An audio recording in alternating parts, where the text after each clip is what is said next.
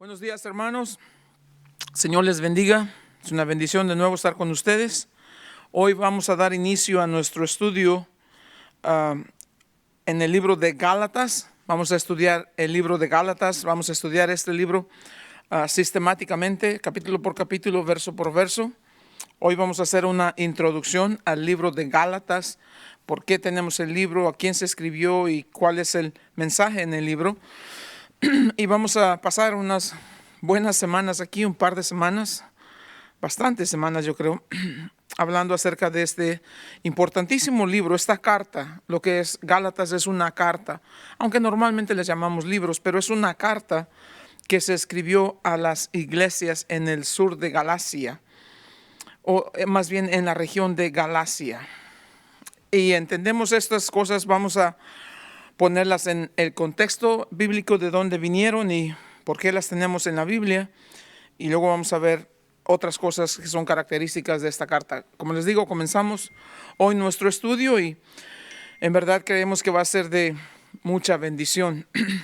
Espero que nos hable el Señor a través de estas próximas semanas y que veamos lo que el Señor tiene para nosotros. Quisiera que tomáramos un minuto y algo para ir delante de Dios en oración y luego entramos de lleno en nuestro estudio. Padre bueno, Señor, en el nombre de Jesús te damos gracias por el tiempo que nos permites de reunirnos en tu nombre, por la bendición que tenemos de un lugar amplio y cómodo, por la gracia que nos has dado, Señor, para ser llamados tus hijos, porque nos has bendecido con bendiciones. La Biblia dice con toda bendición espiritual en Cristo Jesús, y te damos gracias por todo ello, Señor. Gracias, Señor, que estás aquí con nosotros. Gracias que tú eres, Señor, la verdad. Tu palabra nos dice, tú eres el camino, la verdad y la vida, y te damos gracias por eso, Señor Jesús. Te damos gracias también por tu bendita palabra que fue puesta en forma escrita y ahora la tenemos para estudiarla, para entenderla y para aplicarla. Ese es nuestro deseo, Señor, pero no lo podemos hacer sin el poder de tu Espíritu. Así que, por favor, derrama tu Espíritu, enséñanos, háblanos, mientras estudiamos en la carta a los Gálatas, que estas verdades se vuelvan nuestra verdad y que estas prácticas se vuelvan nuestro diario vivir. A ti sea la honra y la gloria, Padre bendito, en el nombre de Cristo Jesús. Amén. Gálatas, ¿por qué tenemos esta carta en la Biblia? ¿Y qué significa esta carta y de dónde agarramos todo esto? Bueno, en la Biblia, en el capítulo 16, en el Evangelio de Juan, si quieren abrir sus Biblias ahí, está bien, y si no, solamente pueden escuchar. Más adelante sí les voy a decir que abran su Biblia, y es importante que tengan una Biblia. Si no tienen una Biblia, es importante que la consigan. Y tal vez si no tienen y nos mandan aquí información, hasta les podemos mandar una. Sería para mí una bendición mandarles una Biblia en realidad. Díganos dónde están y nomás esperen que el correo llegue ahí y les va a llegar su Biblia, porque queremos que la tengan, queremos que puedan ustedes abrir, porque una de las cosas que yo quisiera pedirles como pastores de que no me escuchen solamente y no crean solamente lo que yo les digo, pero que ustedes mismos tomen el tiempo de indagar, de leer, de estudiar, de meditar en las cosas que estamos hablando, porque es de ahí donde viene nuestro crecimiento. Y luego, después de que tengan una Biblia, se van a dar el deseo y van a hacer un deleite, van a tener ese deleite de poder estudiar la palabra y escudriñar lo que está escrito para nuestra enseñanza. ¿Por qué les digo esto? Porque esa es la forma en que crecemos espiritualmente hablando. Solamente podemos escuchar de alguien y tal vez nos va a ser de bendición en algunas cosas, pero mejor es que nosotros mismos estemos escudriñando la verdad y encontrando lo que ahí está escrito y revelado por el poder del Espíritu. En el capítulo 16, en el Evangelio de Juan, el Señor Jesús les dio estas verdades a sus discípulos y les dijo, en el verso número 12, aún tengo muchas cosas que decirles, pero ahora no las podéis entender. Y luego dice en el verso 13, pero cuando venga el Espíritu de verdad, Él os guiará a toda la verdad, porque no hablará por su propia cuenta, sino que hablará todo lo que oyere y os hará saber las cosas que habrán de venir. Él me glorificará porque tomará de lo mío y os lo hará saber. el Señor le dice a sus discípulos que vendría un tiempo cuando ellos tendrían esta experiencia con el Espíritu Santo y aprenderían ciertas cosas que hasta ese momento no podían ellos entender. Tantas enseñanzas, y ahí estaban los discípulos caminando con el Señor, viendo estas cosas que Él hacía, escuchando las cosas que decía, y no captaban en sí el mensaje. Más atrás, en el capítulo 14, Él les había dicho, dice, si me amas, guarda mis mandamientos, y yo rogaré al Padre, 14, el Evangelio de Juan capítulo 14, verso 16, yo rogaré al Padre y os dará otro consolador. La palabra consolador es alguien que viene a la par de nosotros para guiarnos, para ayudarnos, para dirigirnos. Otro consolador para que esté con vosotros para siempre. Y luego dice, ¿quién es este consolador? Dice, es el Espíritu de verdad, al cual el mundo no puede recibir porque no le ve ni le conoce. Y vean esto. Pero vosotros, dice, le conoces porque ahora mora con vosotros. Y dice después esto, y estará en vosotros. Vean esto. Ahora mora con vosotros, pero el día viene, dice, donde estará en vosotros. Y luego más adelante, como les acabo de leer, les dijo, el Espíritu de verdad es el que los va a guiar a la verdad. Si continuáramos en el capítulo, en el Evangelio de Juan, en el capítulo 21, cuando Jesús, después de que resucitó, se presenta ante los discípulos. Ustedes se recuerdan en dos ocasiones. Primero se presenta y Tomás no estaba ahí. Dice, si yo no lo veo y no pongo mi mano en donde están sus heridas, dice, yo no voy a creer. Pero en esa ocasión, cuando se presenta y se presenta a sus discípulos, les dice algo bien importante. Primero en el capítulo 20. Llega ahí y les dice, paz a vosotros. Y vean esto, como me envió el Padre, así también yo os envío. Esto hablándole a sus discípulos. Y luego esto dice, y habiendo dicho esto, sopló y les dijo, recibid el Espíritu Santo.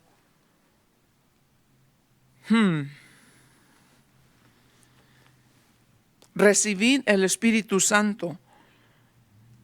Después, para el final del capítulo, Juan nos va a decir estas cosas acerca de Jesús.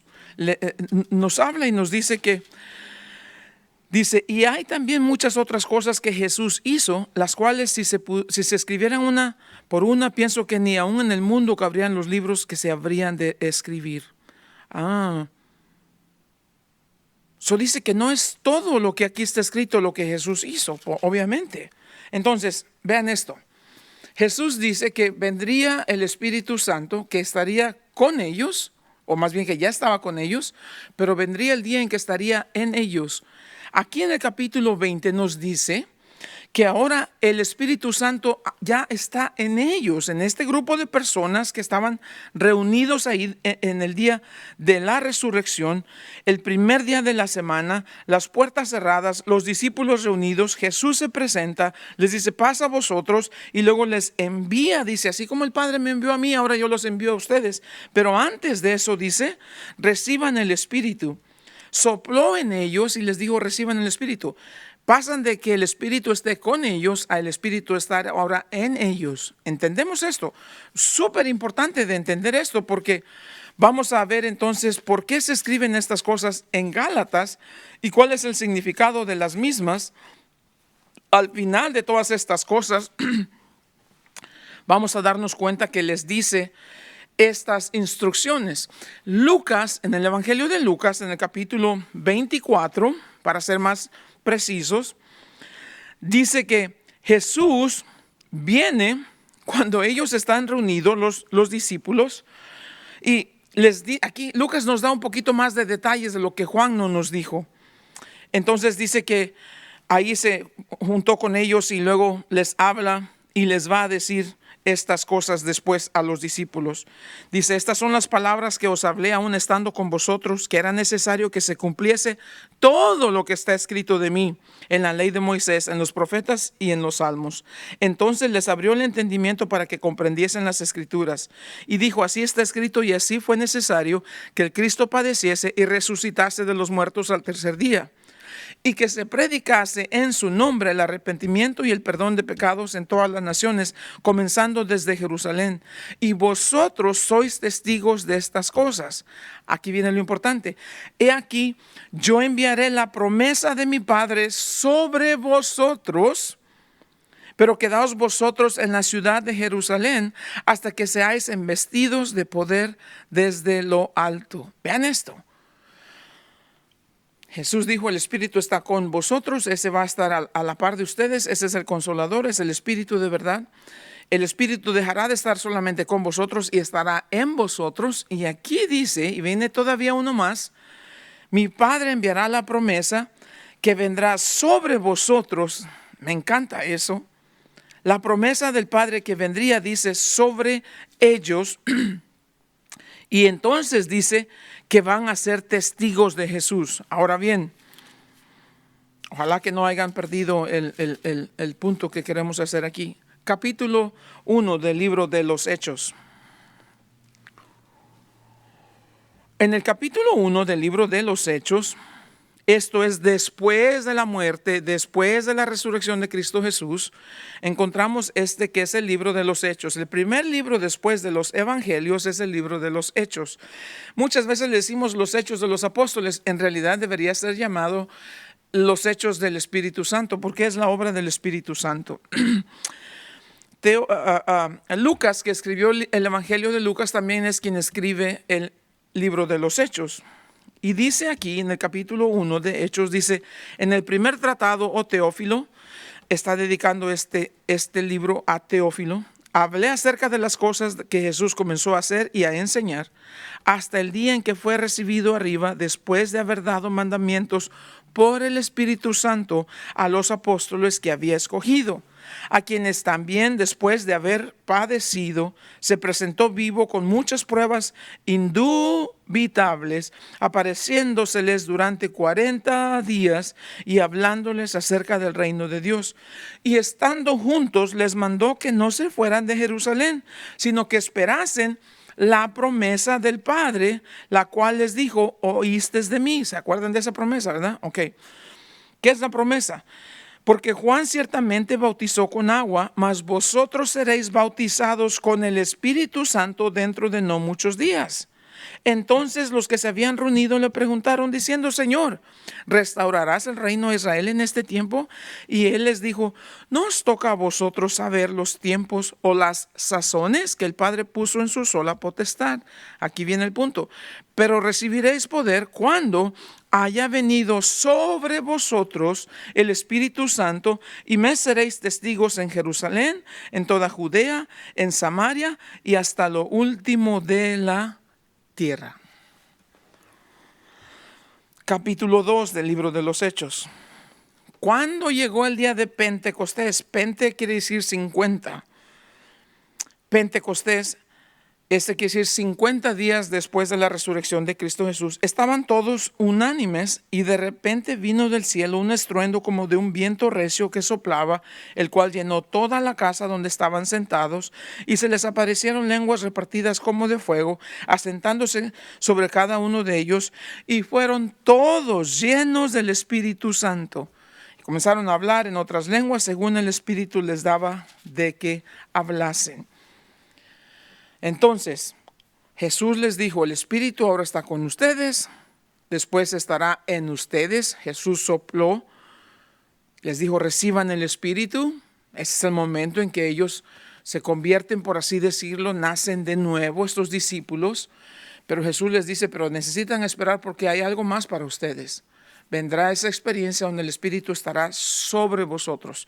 Es como cuando llenas un vaso de agua y lo llenas con agua y le sigues echando a pesar de que ya se llenó, está sobrefluyendo esa agua. Eso es lo que significa ser llenos del Espíritu. Eso es lo que Jesús les dijo pasaría después. El libro de los Hechos nos dice, estaban todos reunidos y les fue dicho estas palabras que serían investidos con poder de lo alto. Recibieron el poder del Espíritu Santo, nos dice la palabra. De allí en adelante, en el capítulo 2 del libro de los Hechos, la gente comienza a murmurar y la gente comienza a decir, ¿qué hablan estos que no los entendemos? Hablaban en lenguas, dicen aquí, y comenzaron a decir, se levanta Pedro y dice, no estamos borrachos. Esto es lo que dice la Escritura.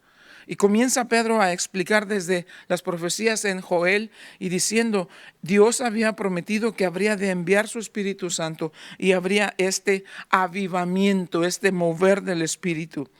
Así que en ese día, dice, los que recibieron su palabra fueron bautizados y se añadieron aquel día como 3,000 personas. Un mensaje, el primer mensaje, 3,000 personas se convierten al Señor. Y van de ser un grupo de 120 discípulos que estaban ahí amedrentados, estaban todos escondidos, estaban pensando qué es lo que va a pasar. Les viene la promesa que el Espíritu Santo vendría, poder vendría de lo alto. Viene el día de Pentecostés, cae sobre ellos el Espíritu, son llenos del Espíritu y sobrefluye en ellos el Espíritu Santo. Se presenta una cantidad de gente a ver qué está sucediendo. El Espíritu Santo hace lo que Jesús dijo que iba a hacer, los guiaría a toda verdad. Y se levanta Pedro, predica y les dice lo que está pasando. Se convierte en 3,000 personas y en ese día estás viendo una iglesia que fue de 120 a 3,000 personas así, en un momento. Ok, entonces de ahí en adelante en el libro de los Hechos seguimos viendo el mover del Espíritu Santo y cada vez se agregan más y más y ahora ya son miles que están en la iglesia. Ya hay una iglesia como tal, el cuerpo de Cristo Jesús. Conforme sigue creciendo la iglesia, viene la persecución en contra de la iglesia. Los judíos celosos del judaísmo comienzan a perseguir a los cristianos. Los romanos también los persiguen porque no les conviene que haya este alboroto. Y por todas partes les vienen dificultades. Y aquí están ahora sabiendo qué vamos a hacer. Y comienza esta persecución en contra de ellos. Y comienza el concilio del Sanhedrín, que eran los que pertenecían al grupo del sumo sacerdote con los escribas y los fariseos y los saduceos. Ese concilio dice, bueno, tenemos que acabar con esta secta. Porque no era una secta, pero era ahora la iglesia que con el poder del Espíritu Santo hacía cosas asombrosas, cosas maravillosas. Y aquí están estos hombres que venían, dice, del vulgo y sin letra, y ahora predicando a Cristo Jesús, y ahora se están rascando la cabeza los romanos y los líderes religiosos, porque dijeron, a ver, queríamos acabar con esta secta de Cristo Jesús, lo crucificamos, lo sepultamos, resucitó, y ya anduvo aquí entre la gente, que había mucha evidencia de gente que lo vieron vivo, que resucitó, y después ya es llevado al cielo, y dijeron, bueno, ya se acabó la cosa, y ahora de un buen día para otro tenemos miles de personas que son como este Jesús. ¿Qué vamos a hacer? Los comienzan a perseguir. Es en esa persecución que vamos a ver en el capítulo 7 el testimonio de un jovencito que se llamaba Esteban, un jovencito que fue llamado a servir a las mesas. ¿Se pueden imaginar? 3,000 personas que ahora de repente vinieron, y ya son más de 3,000, que están ahí en un lugar, en las afueras del templo, congregándose y compartiendo la palabra, lo que tienen, y les enseñan, y comen juntos, y oran juntos, y comparten, y es una verdadera, entre comillas, locura lo que está sucediendo. Comienza la persecución en contra de ellos. Entre este grupo de hombres que son llenos del Espíritu está Esteban. Él se levanta y da otro mensaje maravillosísimo de todo lo que la dureza del corazón de los judíos en su religión, pero no tenían una relación personal con Dios. Se enojan a tal grado de que lo apedrean, ahí lo matan. Y mientras Esteban está terminando su mensaje, ahí está el concilio del Sanhedrín y los fariseos y los saduceos dando su aprobación de que apedreen a Esteban porque lo acusan de blasfemia. Esteban antes de morir dice, ahora mismo veo el cielo abierto y el Hijo de Dios de pie. Y cuando él está diciendo eso, dice que los que lo van a apedrear están, no hables, no te queremos oír. Ese es el testimonio de Esteban. Y lo matan, lo apedrean. Los hermanos se reúnen, levantan el cuerpo y lo van a llevar a sepultar y se hace una gran conmoción y comienza esa persecución contra de la iglesia y comienzan a huir. Muchos dejan Jerusalén. Acuérdense, vinieron de varios lugares, tal vez de otros países también, a ese día de Pentecostés, a esa fiesta que debían estar ahí. Habían venido a la fiesta de la Pascua y muchos se quedaron ahí. Miles venían a estas fiestas. Y ahora se van a regresar a sus lugares de donde vinieron y donde ellos van, ahora llevan en ellos la verdad de la palabra, el evangelio, la salvación que por fe en Cristo Jesús ahora han recibido y se regresan a esos lugares siendo cristianos.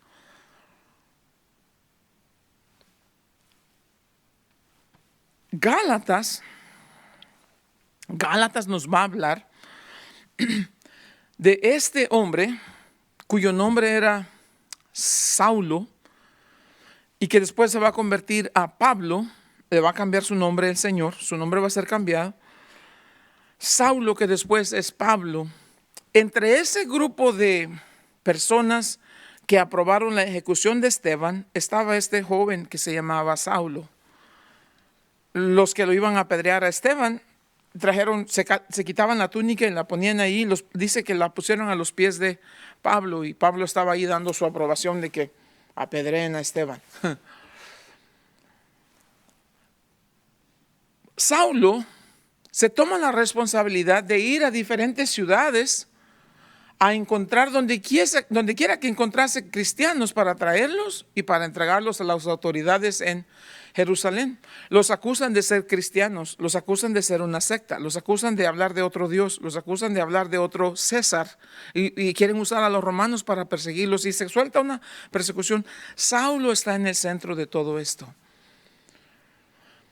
Pero Saulo no era uno de los miembros de ese selecto grupo de discípulos que estuvieron con Jesús. Era un religioso de los fariseos. Él mismo va a decir después que era un fariseo de fariseos. Pero en esa misión que él se autocomisionó a ir a perseguir los cristianos, capítulo 9 del libro de los Hechos nos dice que en su camino a Damasco se va a encontrar con esta gran sorpresa, el Señor Jesús que le habla. Va Pablo y otros más. Y me imagino que van en esos caballos y de repente viene una luz que brilla intensamente. Capítulo 9 lo pueden leer en el libro de los Hechos.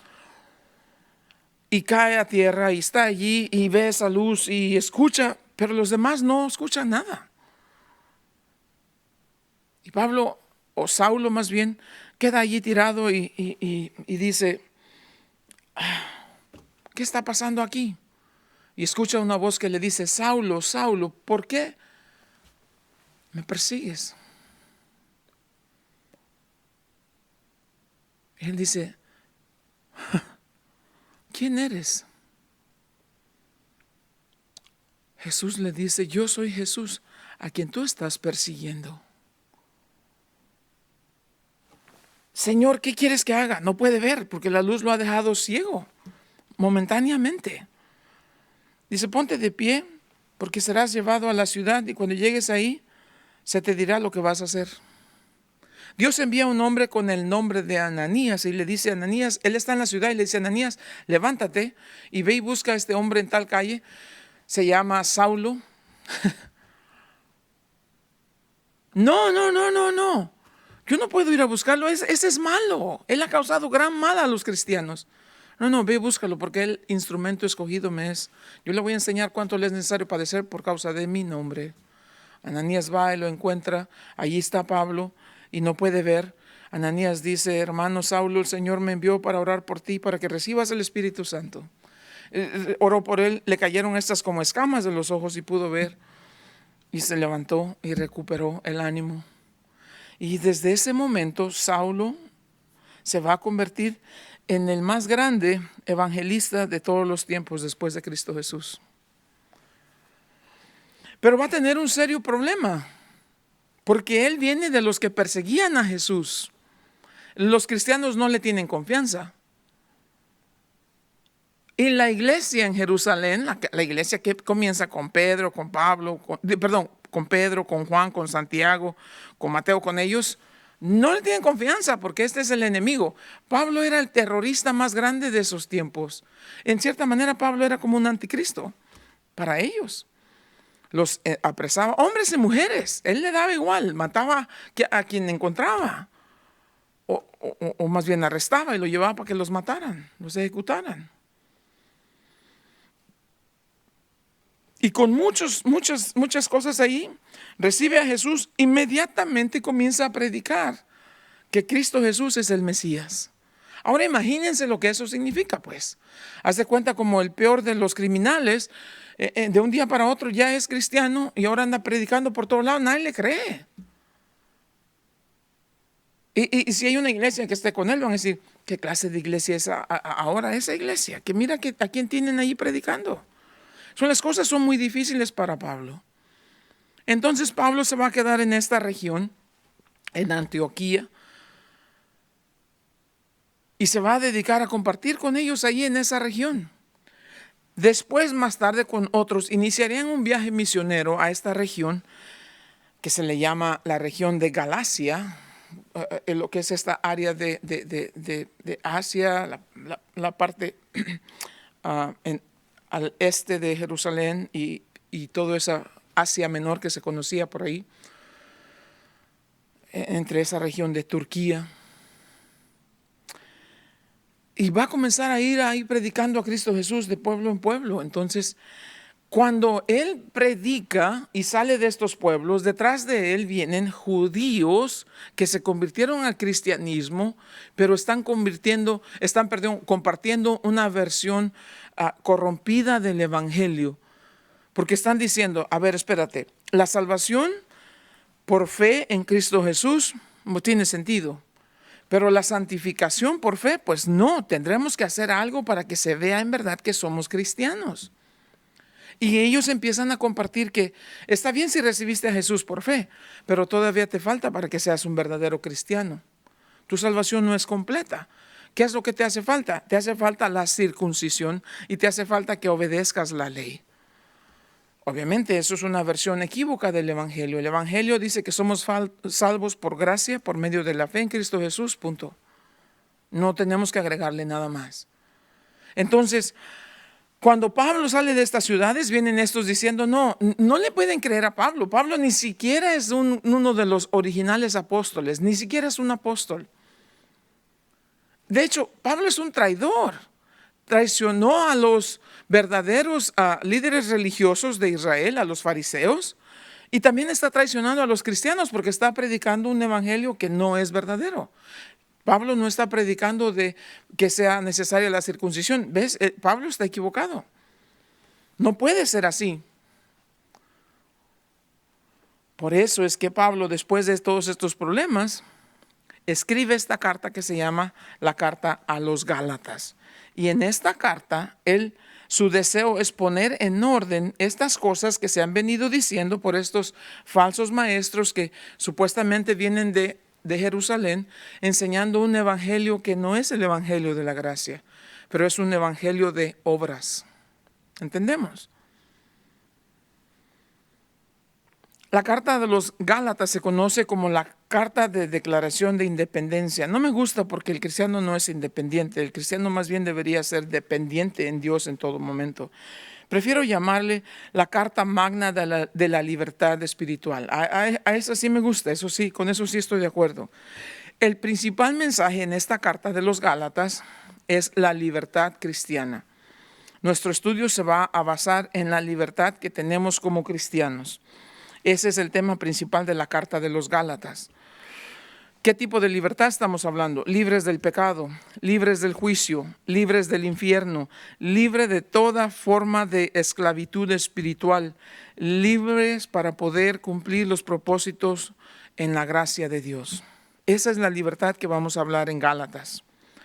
Gálatas es un libro acerca de la libertad espiritual que tenemos en Cristo Jesús.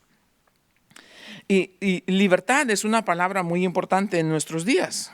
Es importante cuando hablas con otras personas y hablas de libertad, inmediatamente a la gente le interesa, porque es un tema muy popular hoy en día.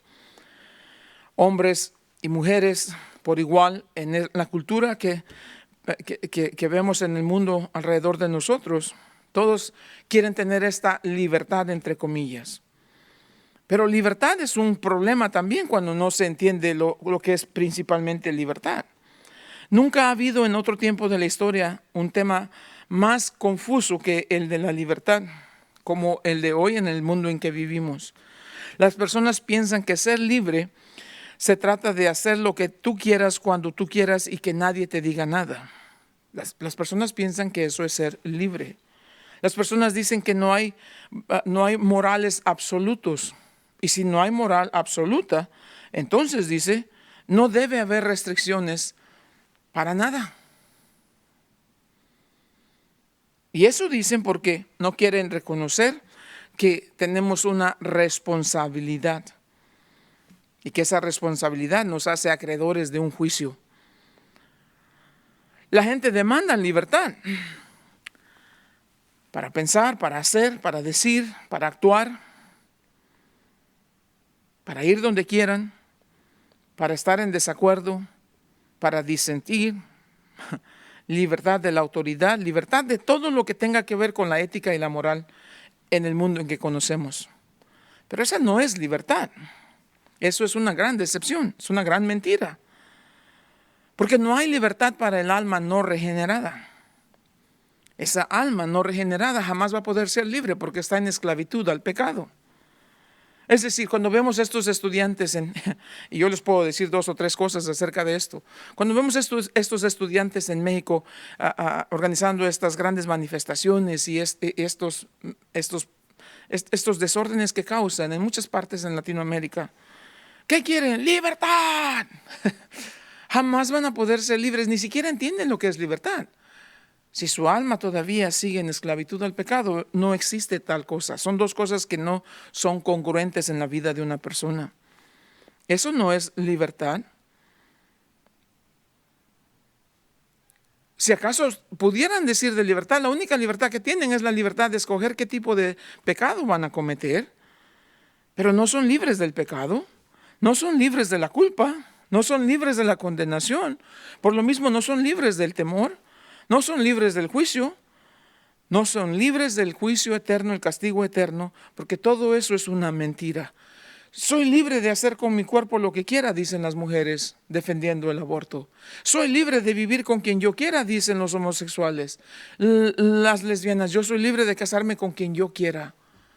Hoy están diciendo que los adultos son libres de tener sexo con quien quieran, aun si eso es niños, porque le quieren hacer a los niños que ellos también crean que son libres de decidir cuándo y con quién tienen sexo a la edad que sea.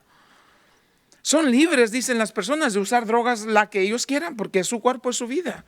Son libres de vivir donde les dé la gana. Son libres de no pagar impuestos, son libres de no obedecer las leyes, son libres de no vivir en los reglamentos que ha instalado la Constitución o que nos ha dado la Constitución. Son libres ellos de obedecer al gobierno porque ellos no eligieron ese gobernante. Esa es la gran mentira que hoy en día vemos en el mundo. Es la más grande decepción de la historia. Porque en realidad nadie de ellos es libre. Todos son esclavos del pecado. Y hasta el punto en que la Biblia dice que tan esclavos del pecado son que ni siquiera se dan cuenta que hay libertad. Si la buscan, hay libertad. Pero hay libertad del pecado solamente y solamente en Cristo Jesús. Mientras una persona no venga a Cristo Jesús para ser libre, nunca conocerá lo que es verdaderamente ser libre. Esas personas que no viven bajo la bendición de ser hijos de Dios por su fe en Cristo Jesús como Señor y Salvador, se encuentran encadenados a la más horrible forma de esclavitud. Olvídate, hoy en día hablamos mucho de la esclavitud de los años aquellos aquí en los Estados Unidos, la esclavitud en todas partes del mundo. Horrible, por supuesto que es horrible. Pero ¿y por qué no hablan de la esclavitud a las drogas? ¿Por qué no hablan de la esclavitud al cigarro, al alcohol, a la pornografía, al sexo en la prostitución? ¿Por qué no hablan de esa esclavitud? ¿Por qué no hablan de la esclavitud al dinero, donde el pobre le está sacando, del rico le está sacando la vida al pobre? ¿Por qué no hablan de esa forma de esclavitud? ¿Por qué? Porque todo es parte de un gran círculo de mentira. Viven bajo la más severa forma de esclavitud y ni siquiera lo entienden. Viven en transgresiones, en inmoralidades, en la oscuridad de las tinieblas del pecado y ni siquiera lo entienden. Viven bajo la sentencia continua del juicio, porque personas que se mueren en ese estilo de vida irán al juicio eterno y ni siquiera lo saben. Jesús dice en Juan capítulo 8, verso 32, conocerás la verdad y la verdad te hará libre. Sin la verdad no hay libertad. Sin la verdad no hay libertad. Y la única libertad es que es por la verdad y la verdad es Cristo Jesús, punto. Así que Gálatas es este libro que nos va a hablar de la libertad cristiana. Es esa libertad que nos llega a nosotros por la obra redentora de Cristo Jesús y por nada más. Es por gracia solamente, por fe solamente, en Cristo Jesús solamente, no más. Claro que en el mundo de hoy tenemos todo tipo de personas o instituciones que nos prometen libertad. Hay religiones que nos prometen libertad. La Iglesia Católica le ha prometido libertad a la gente y los han hecho esclavos cada día de una esclavitud más severa, la esclavitud de la ignorancia. Otras religiones ofrecen estas formas de libertad, de que si danzas así con estos de la yoga y que y que prendes velas y que no sé qué, eso es libre. Deja que tu espíritu sea libre. No eres libre. Nadie puede decir que es libre cuando vive con el pie del diablo en el cuello. Es la forma más severa de esclavitud. Hay religiones que dicen, si te vistes de esa manera, entonces serás libre.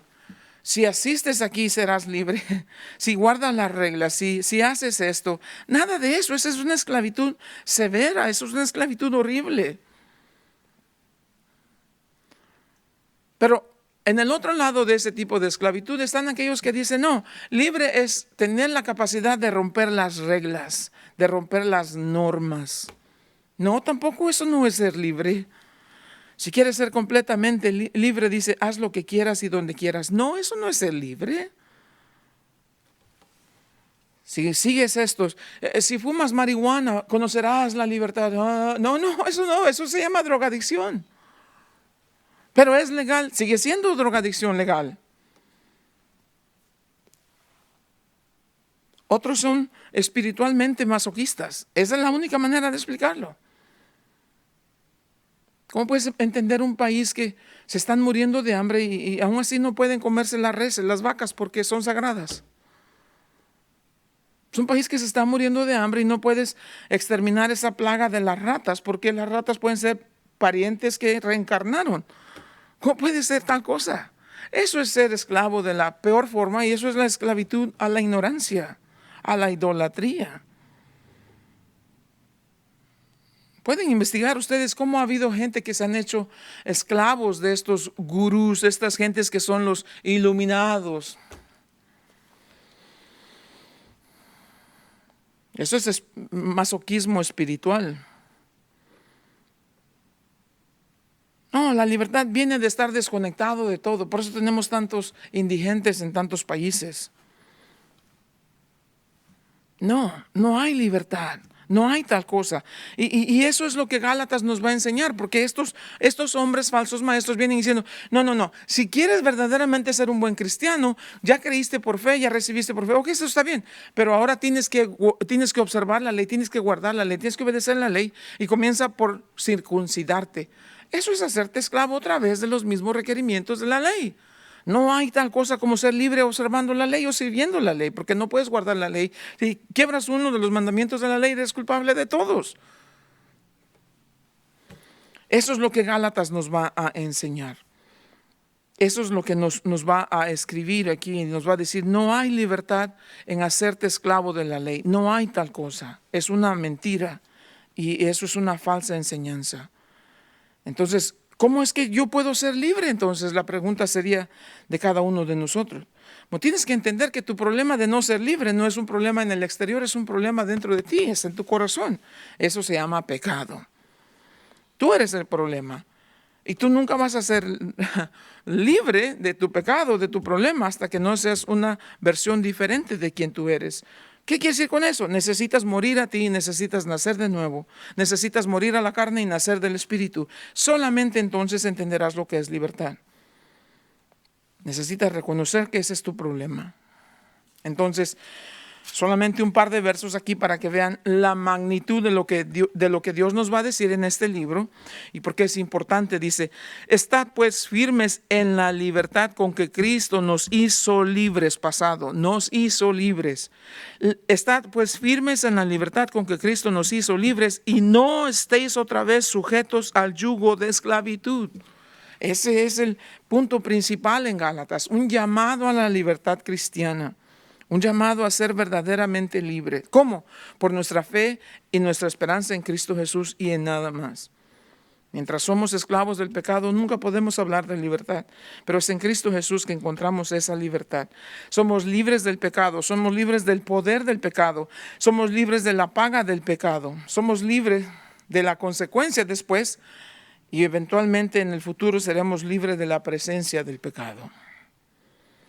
Por eso los cristianos y solamente los cristianos podemos hablar de paz en medio de la tribulación, de amor en medio de tanto odio, de satisfacción plena en medio de tanta pobreza. Podemos hablar de esperanza en un mundo de oscuridad y podemos hablar de plenitud en un mundo de escasez. Porque hemos sido libres, fuimos hechos libres por la gracia y la misericordia de Dios en Cristo Jesús y la paga del pecado que era muerte ha sido pagada con su muerte y sido de verdad pagada con su muerte y ha sido sellada en su resurrección. Y ahora la Biblia dice, mira cuál amor nos ha dado el Padre para que seamos llamados hijos de Dios. Solamente en Cristo Jesús seremos libres y seremos libres para siempre. Ese es el punto. Entonces dice en el verso número 1 del capítulo 1 de Gálatas, Pablo, que escribe la carta, dice que es un apóstol y luego entre comillas dice, entre paréntesis, es un apóstol no de hombres ni por hombres, sino por Cristo Jesús y por Dios el Padre que lo resucitó de los muertos. Y luego dice, y todos los hermanos que están conmigo, y dice, ¿a quién es la carta? ¿Quién escribe Pablo? ¿Para quién escribe? A las iglesias de Galacia. Verso 3, gracia y paz sean a vosotros de Dios el Padre y de nuestro Señor Cristo Jesús, el cual se dio a sí mismo por nuestros pecados para librarnos del presente siglo malo, conforme a la voluntad de nuestro Dios y Padre, a quien sea la gloria por los siglos de los siglos. Amén. La carta entonces va a hablar principalmente de 3 puntos. En los capítulos 1 a 2 va a hablar de un asunto personal de Pablo como apóstol, su autoridad como apóstol, su evangelio que él predica. Punto número 2 de los capítulos 3 al 4 va a hablar acerca de la doctrina de la libertad, de la justificación por fe. Y luego en capítulos 5 al 6 va a hablar de la práctica, de cómo mostramos que verdaderamente fuimos hechos libres y de que siendo libres usamos nuestra libertad no para nosotros, usamos nuestra libertad para servir a otros por amor a Dios. Eso es lo que la carta nos va a hablar. La carta, como digo, es escrita de Pablo, viene de Pablo. ¿Quién es Pablo? Es un apóstol. ¿Quién lo hizo apóstol? Ningún hombre lo hizo apóstol, lo llamó a ser apóstol Cristo Jesús. ¿Qué es apóstol? Es uno que ha sido enviado con toda la autoridad de aquel a quien representa. Y vamos a desglosar más eso. ¿A quién fue escrita? A las iglesias. No a una iglesia, a las iglesias. Aquí nos va a decir, a las iglesias de Galacia, que eran muchas. Galacia no era una ciudad, como les digo, es esa región. Y pueden buscar en sus Biblias, en los mapas atrás, en la parte final de la Biblia, donde está esa región de lo que era Galacia.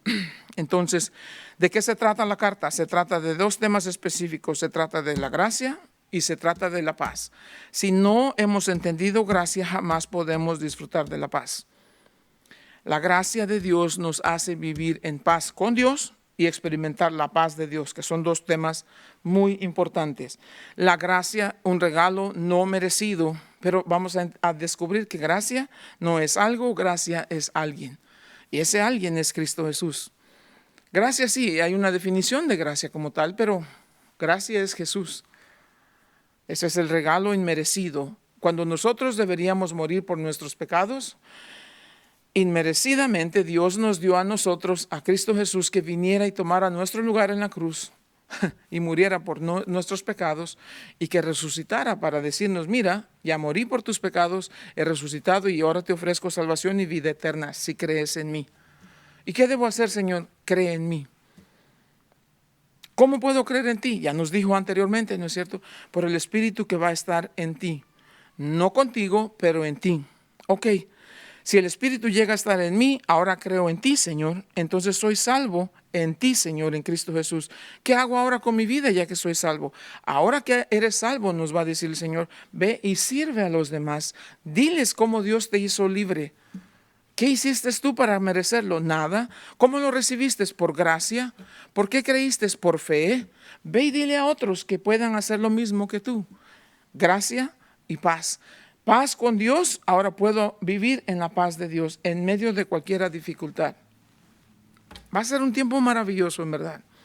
Entonces, ¿qué hacemos? Tarea para todos los que me están escuchando en el nombre del Señor Jesús. Necesitamos leer el libro de Gálatas cada semana, el capítulo en el que estemos hablando. El próximo domingo no vamos a terminar el capítulo 1, pero sería bueno que lean el capítulo 1 cuantas veces puedan. Y hagan sus propias notas ustedes de lo que crean interesante. Y ojalá el próximo domingo toquemos alguna de esas cosas.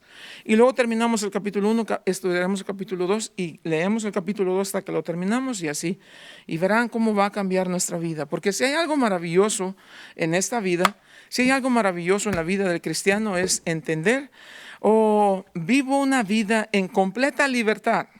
Porque Jesús que me hizo libre y esa libertad la voy a usar para honrarlo y glorificarlo en todas las cosas que me sea posible. ¿Por qué?